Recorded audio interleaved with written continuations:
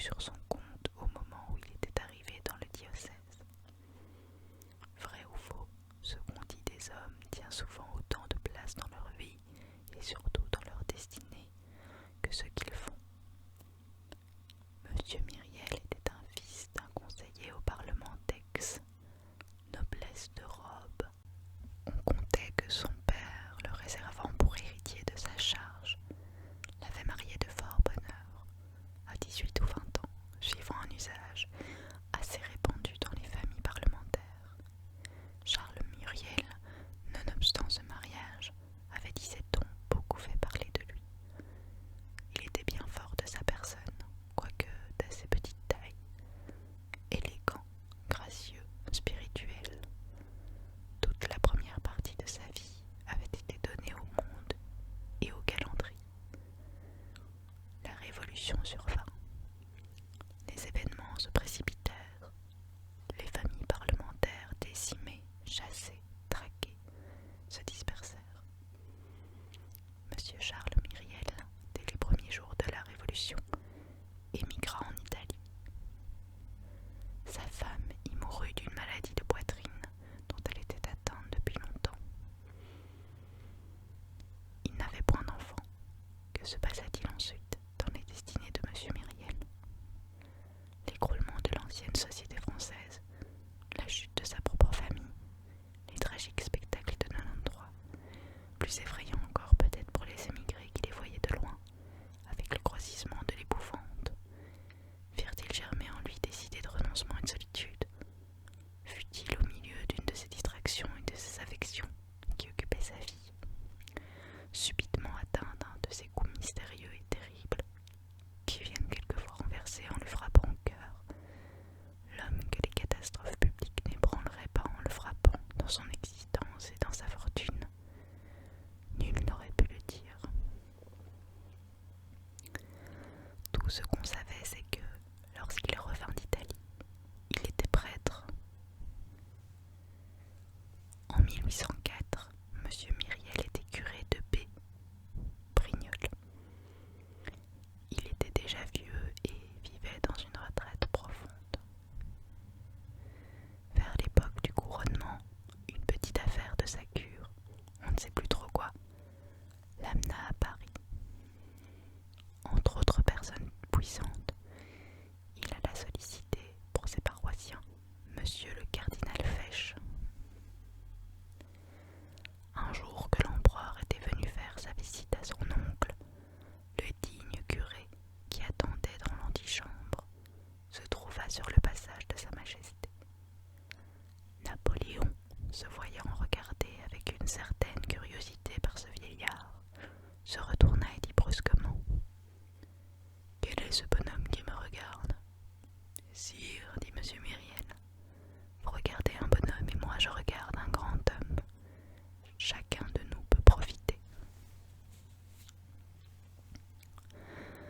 L'empereur, le soir même, demanda au cardinal le nom de ce curé, et quelque temps après, monsieur Myriel fut tout surpris d'apprendre qu'il était nommé évêque de Digne.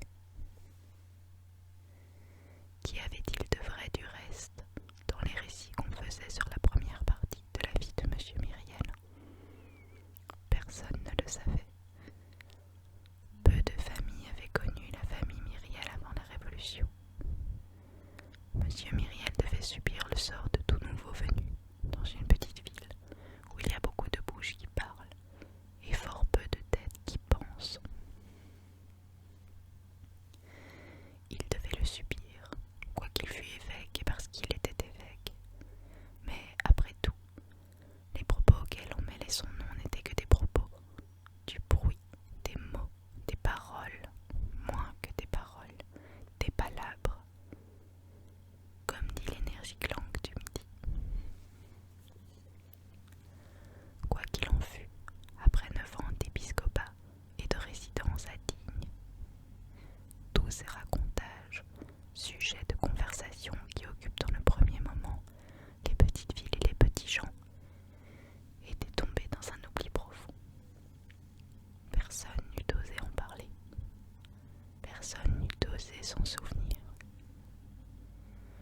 Monsieur Myriel était arrivé à Digne, accompagné d'une vieille fille, mademoiselle Baptistine, qui était sa sœur et qui avait 10 ans de moins que lui. Ils avaient pour tout domestique une servante du même âge que mademoiselle Baptistine et appelée Madame Magloire, laquelle, après avoir été la servante de monsieur le curé, prenait maintenant le double titre de femme de chambre de mademoiselle et de femme de charge de monseigneur. Mademoiselle Baptistine était une personne longue, pâle, mince, douce. Elle réalisa l'idéal de ce qu'exprime le mot respectable, car il semble qu'il soit nécessaire qu'une femme soit mère pour être vénérable. Elle n'avait jamais été jolie.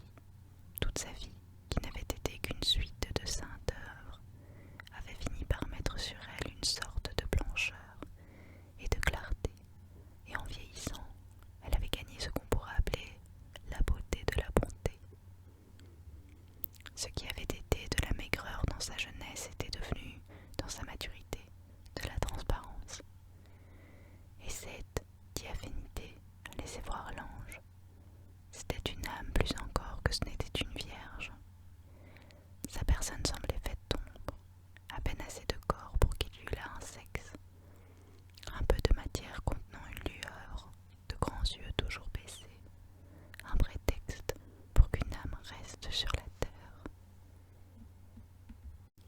Madame Magloire était une petite vieille, blanche, grasse, replète, affairée, toujours haletante à cause de son activité d'abord, ensuite à cause d'un asthme.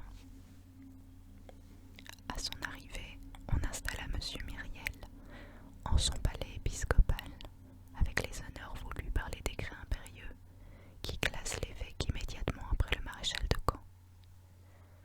Le maire et le président lui firent la première visite, et lui, de son côté, fit la première visite au général et au préfet. L'installation terminée, la ville attendit son évêque à l'œuvre. Chapitre 2. Monsieur Myriel devient Monseigneur bienvenu. Le palais épiscopal de Digne était attenant à l'hôpital. Le palais épiscopal était un vaste et bel hôtel bâti en pierre, au commencement du siècle dernier par Monseigneur Henri Puget, docteur en théologie de la faculté de Paris, abbé de Simore, lequel était évêque de Digne en 1712. Ce palais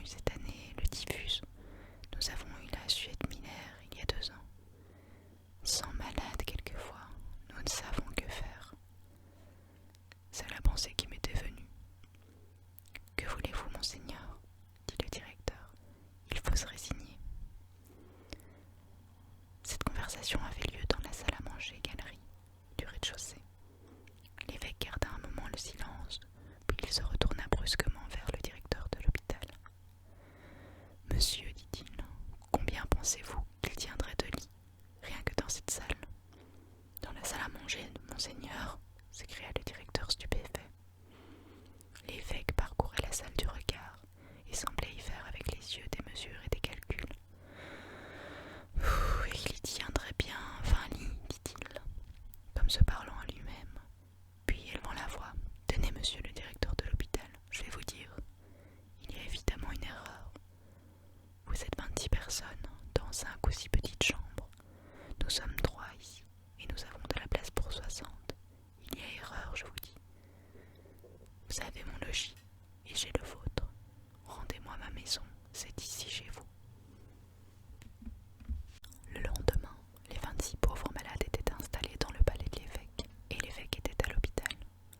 Monsieur Myriel n'avait pas de bien, sa famille ayant été ruinée par la Révolution. Sa sœur